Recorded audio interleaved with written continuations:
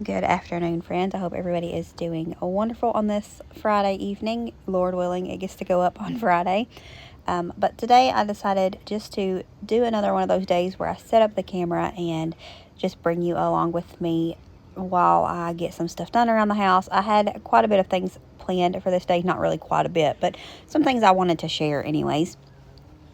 Things I'd already shared once before, at least once. Some of them might have been multiple times, but I wanted to share, so I was like, you know what, I'm just going to set up the camera and do this video. I enjoyed making them like this. I enjoy making them like this. And I had a few very specific comments on the one where I was talking about, I don't know if you like this or whatever, and people saying that they really enjoyed that format of video. So that's what we're going to do. And then I get to sit and jabber as much or as little as I want to. Typically, if I set up the camera and I try to talk to you all, I go on big, long tangents and end up who knows where. So this way, I can do it and still be getting stuff done, or I can just insert some music if I don't have nothing to say at the moment. But I hope that you enjoy the video, and nonetheless, I hope everybody is doing wonderful. If you are in need of any kind of prayer, put the prayers in the comments, and I'm grateful for that, and I always pray for you guys when I see it. But if you have any prayers or just anything like that you would like me and the people here to be praying for, just comment that down below. I'm always praying for my followers anyways. I don't like the word followers. That made me feel like a Jesus moment, and I'm so far from Jesus. But y'all know what I mean. If you have any prayer requests, please leave them down below. I will be praying for each and every one of you. Also wanted to update, I've had a few people asking about my friend Tony's husband. I had posted a community tab about him, I guess, last week. And I've had a few people commenting, asking about him, and I have commented back to all of those, but just a public announcement here. He is doing pretty good. He got out of the ICU, but he still has a very long road of recovery and still a lot of pain. So if you wouldn't care to continue praying for Tony and Mike as well, I know that they would greatly appreciate it. A lot of cases with people, we feel like there's nothing that we can do. And I've had this conversation with my friend Bert not too long ago, that there's so many circumstances that we just feel like that there's nothing we can do for anybody. And you'll be like, okay, I can't do nothing, but I'll pray. And I don't think we realize how powerful our prayers truly are. When you can't do nothing and you take it to the most powerful one that can, that does a lot, friends. That says a lot. So whenever you think you're helpless and you can't do nothing, when you pray for those people, you're doing such a big thing, like even more than making somebody a meal or doing a service for them. Now, I'm not saying don't do that. If you have the opportunity to do that for somebody in need, definitely do it. But sometimes we can't. We're too far away, or we don't have the means to do that. But prayer's free, and it is one of the most powerful things and meaningful things that we can do for people. So if you need prayer, let me know down below. But yeah, continue to be praying for Tony and Mike and the rest of their family as they go through this. Yeah, we end up places we don't even know we're going. But on this day, I did start out with cleaning my bedroom. My bedroom typically tends to be, other than Nolan's room, because he takes the cake. My bedroom typically ends up being the dirtiest room in the house. It's a catch-all. I will take my full laundry basket, which you'll see in a little bit. I'll take my full laundry basket up and just sit it by the closet, and it can sit there sometimes for a day or two. Okay, I'm being honest here. It can sit there for a few days full. We'll have stuff sitting around, and then if I'm not up there, I'm an out of sight, out of mind kind of person. I don't spend a lot of time upstairs in my bedroom. We go up at night to do our bedtime routine and go to bed. We go to sleep. We get up and we leave. Every once in a while, I'll go up there to take some laundry or put up some laundry, or to use the restroom if the two downstairs are filled up, But I don't go up there with the thought and intention of I need to clean it. Not as often as I need to. However, since I redone the bedroom, I've been trying to be more intentional with it. I try to at least get up 3 or 4 days of the week and throw the bed together halfway decently. If I don't do it first thing in the morning when the doggos are outside using the potty, it's just a hassle, and they enjoy being in our bed, so try to get it thrown together at least a little bit. It just helps it feel better in there. Just you walk in at night to go to bed and your bed is nice and cozy looking. And it also helps. Nolan enjoys spending time upstairs in our bedroom. He lays up there and hangs out. If he's wanting to do his reading time in the quiet, he'll go up there and get in our bed. The dogs are allowed anywhere that humans are allowed. That's the rule in this house. So if I can get the bed through together, it just has a less tendency of having little crumblies and all that nasty stuff that you always feel when you're going to sleep. So I try to make it a point to at least make the bed. But this day I wanted to, deep clean the bedroom. I said that with hand quotes that you couldn't see. And we got downstairs and I put the Tenneco on to self-wash or whatever, auto clean, whatever it does. It does the business anyways. And I went ahead and made the girls some cold brew. They have been spoiled by the Nespresso machine, that's for sure. This, they said, wasn't that great. It was okay, they said, but it wasn't strong enough for them. So next time, instead of putting 4 tablespoons or whatever I put in this time, I'm going to put in 8 and try to make it super strong, I guess, and see if that makes it better for them. Like I said, they've just been spoiled by the Nespresso machine. It is what it is. It was still, it's still pretty good. Well, they said it was. I didn't drink any of it. My little cold brew maker here, I tried to find it because I thought somebody might ask about it. It used to be in my Amazon store, I think, but I looked and they don't have this pretty one anymore. They still have some similar, but not this. It just very much feels like 80s, 90s vibes to me, and I loved it.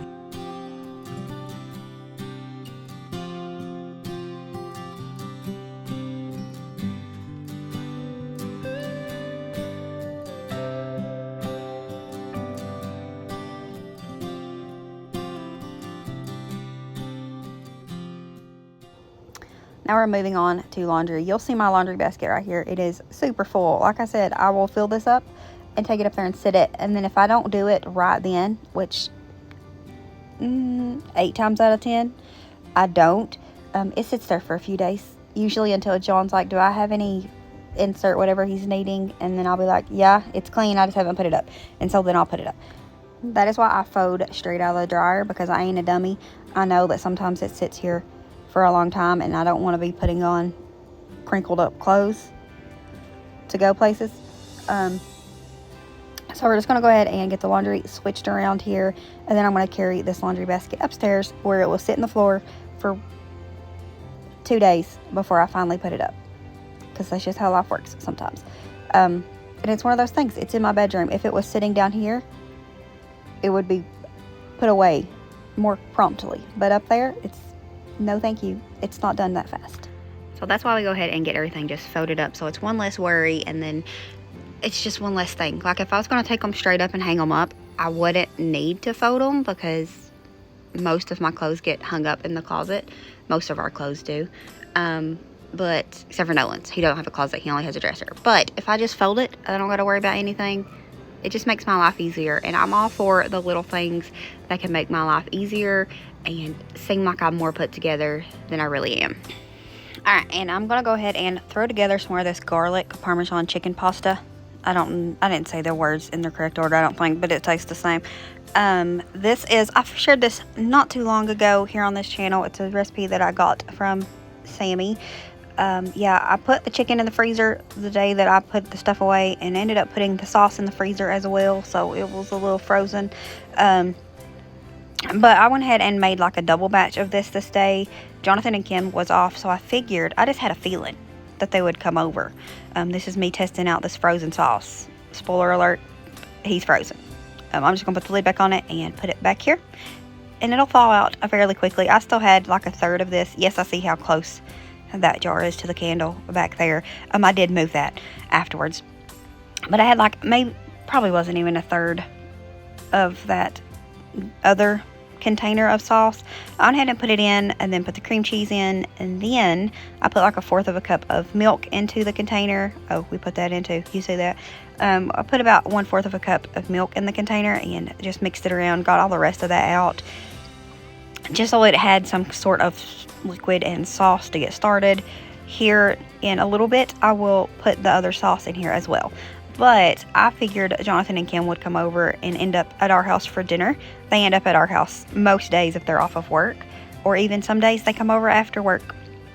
But I figured they would come over this day. They did.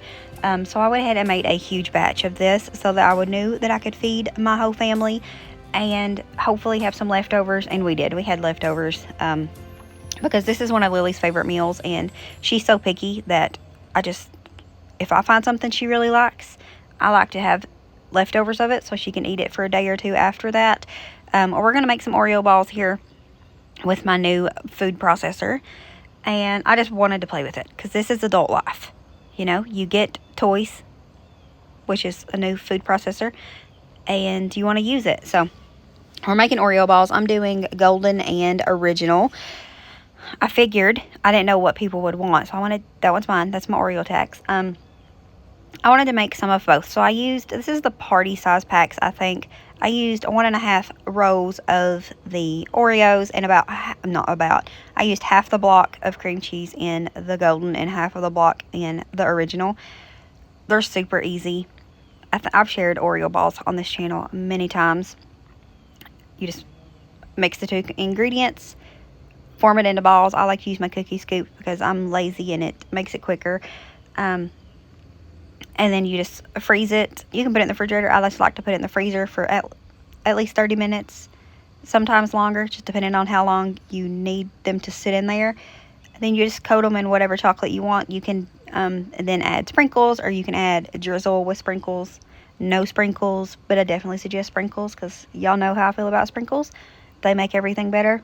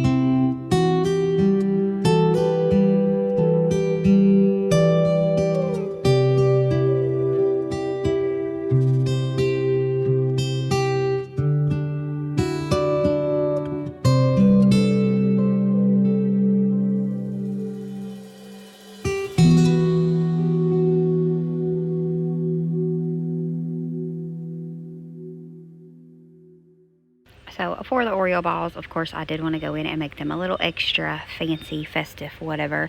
So I found some black melts in the pantry. I put the black melts on the white ones and then put white on the milk chocolate ones. They're not milk chocolate. They're chocolate flavored almond bark though. And then just put the Halloween sprinkles on all of them. It's just a little extra step, but it just takes it so much farther. It's little things like this are super easy to do. Like it takes very little extra effort. Like this didn't even add 10 minutes to the whole process of making the Oreo balls, but it just makes it look so much more put together and more like I tried. I am not like I am, but I wasn't raised to be the way I am. You know, I oftentimes, if I share stuff, I will always have like at least one friend that would say stuff like, I wish I was as crafty as you. You're so crafty. That's so cute. and all of that. And it's not really a talent, I don't think that's the word I would pick for it. I wasn't raised with always being around little fun treats like this, or always having the house fairly decent. I don't want to say super tidy. We're honest around here.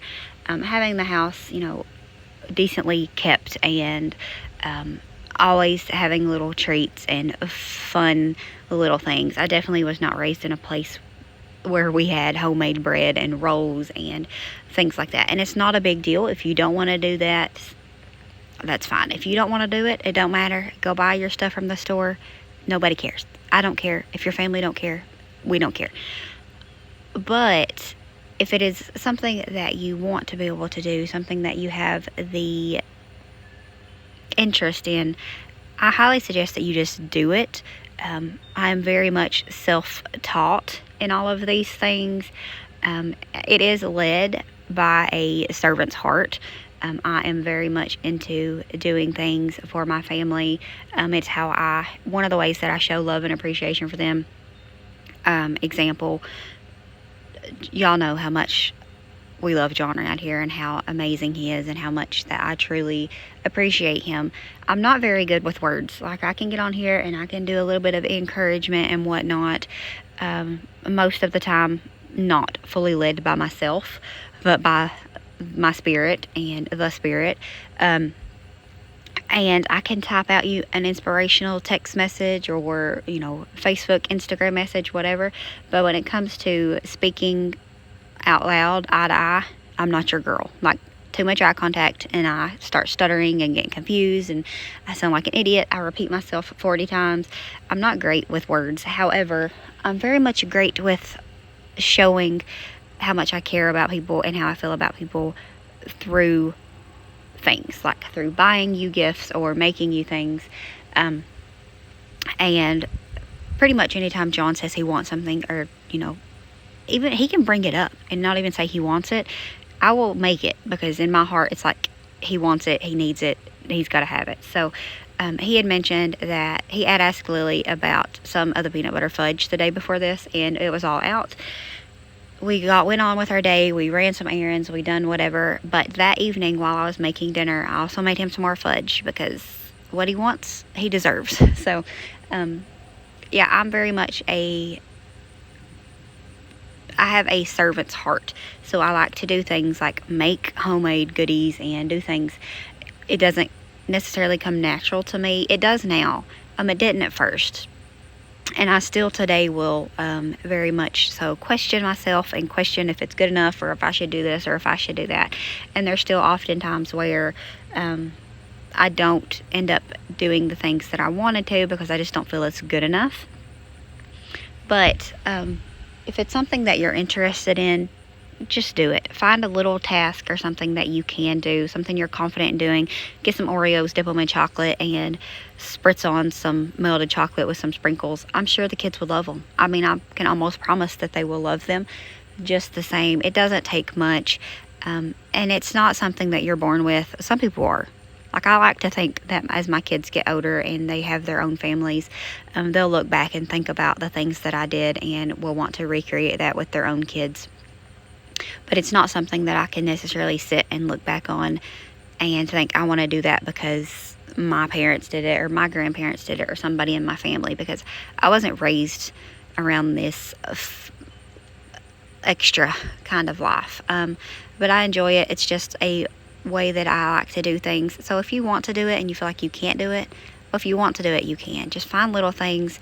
You don't have to be over here making this puff pastry, which, by the way, is much more intimidating in thought than it actually is.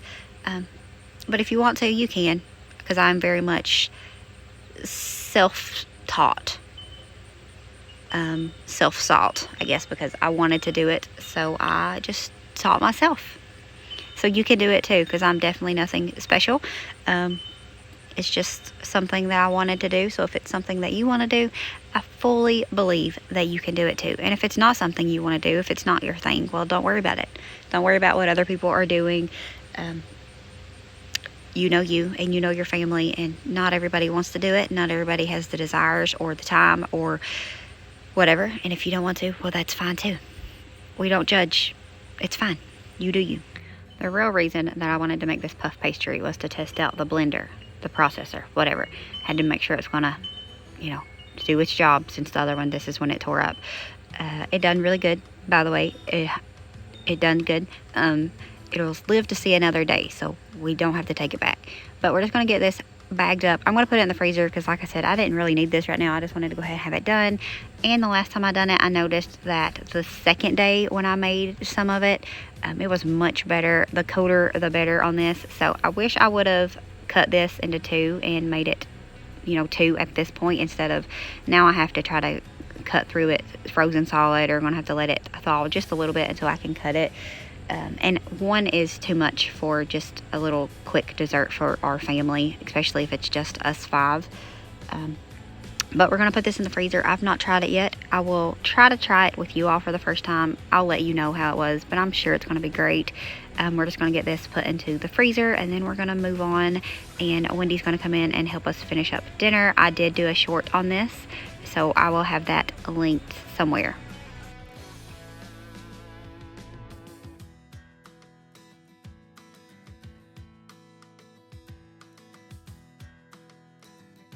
Anyways, friends, that's going to be it for this video. I hope that you enjoyed hanging out with me. Maybe you got some motivation, inspiration, or something out of the gibberish that I gave you for this video. We love y'all, and we'll see you all next time. As always, remember to show grace, be content, and live blessed. And I will have this recipe linked down below, even though it's not been that long ago since I made it. It's delicious. You don't want to miss it. And bye, y'all.